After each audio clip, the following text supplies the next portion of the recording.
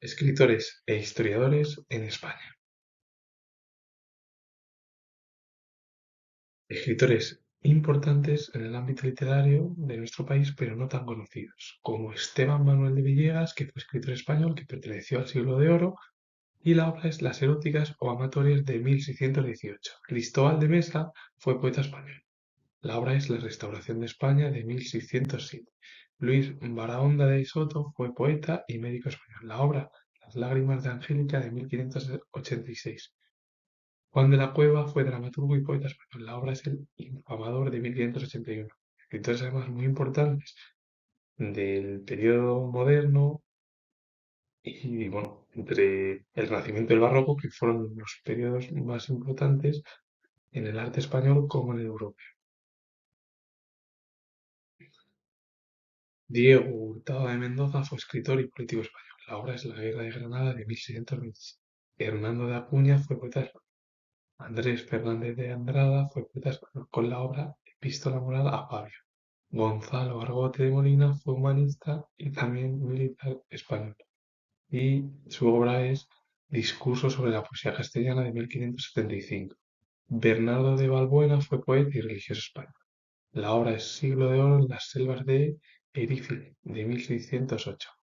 Muchos de los escritores pues, dejaron huella, algunos en la literatura, por ejemplo, como Hurtado de Mendoza, pero también en la política, o Argote de Molina en el ámbito político, bueno, político, militar fue Argote de Molina, y otros en el ámbito religioso, pero su huella es la literatura española en el periodo de la Edad Moderna. La literatura contemporánea en España con Ángel Balbuena Prat, que fue poeta, crítico literario y profesor universitario español. Su obra es Antología de la Poesía Sacra Española de 1940, y también destacó Francisco Rodríguez Marín, que fue literato y erudito español con la obra Madrigales de 1901. Fueron importantes escritores en el ámbito contemporáneo de la literatura en España. De la literatura a la historia con Prudencio de Sandoval, que fue historiador español, la obra Historia de la vida y hechos del emperador Carlos V de 1604 a 1606, cuando se publicó la obra del propio historiador. Prudencio de Sandoval, Agustín de Zárate, que fue historiador español, Pedro Ciza de León fue cronista español.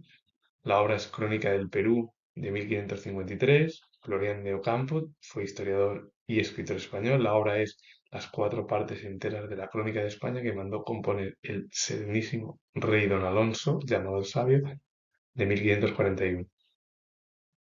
Al final, bueno, muchos de los historiadores hablaron de la vida de emperadores, de monarcas, sobre todo pues, Carlos V es español, o Alonso, que es Alfonso el Sabio, Alfonso X el Sabio.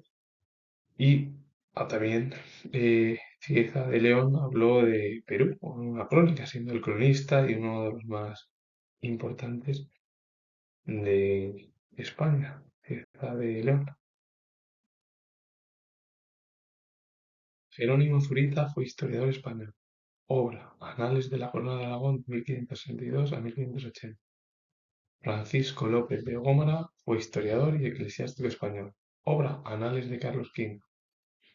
Ambos hablan del periodo de la Edad Moderna, los comienzos, cuando comenzó el Estado moderno, que fueron las monarquías autoritarias, absolutistas, que comenzaron desde el siglo, finales más o menos del siglo XV en España y a mediados del siglo XV en Europa, hasta el siglo XVIII, cuando comenzaron el periodo de las revoluciones, la de América o también la Revolución Francesa o la Guerra de la Independencia, que fueron los hechos más destacados en el ámbito europeo, y luego también las independencias de todo el ámbito hispanoamericano o iberoamericano.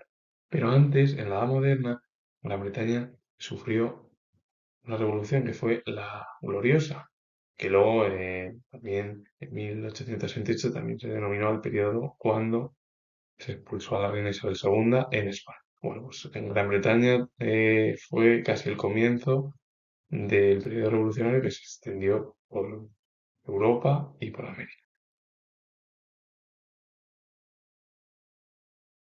Cesario Fernández Duro fue historiador, escritor, geógrafo y marino español. La obra Historia de la Armada Española desde la Unión de los Reinos de Castilla y Aragón, de 1894 a 1903, publicación, y es uno de los historiadores más destacados de la era contemporánea en España. Aparte también, bueno, pues, estuvo dentro del ámbito del ejército como marino, pero bueno, él destacó como historiador y escritor, también como geógrafo.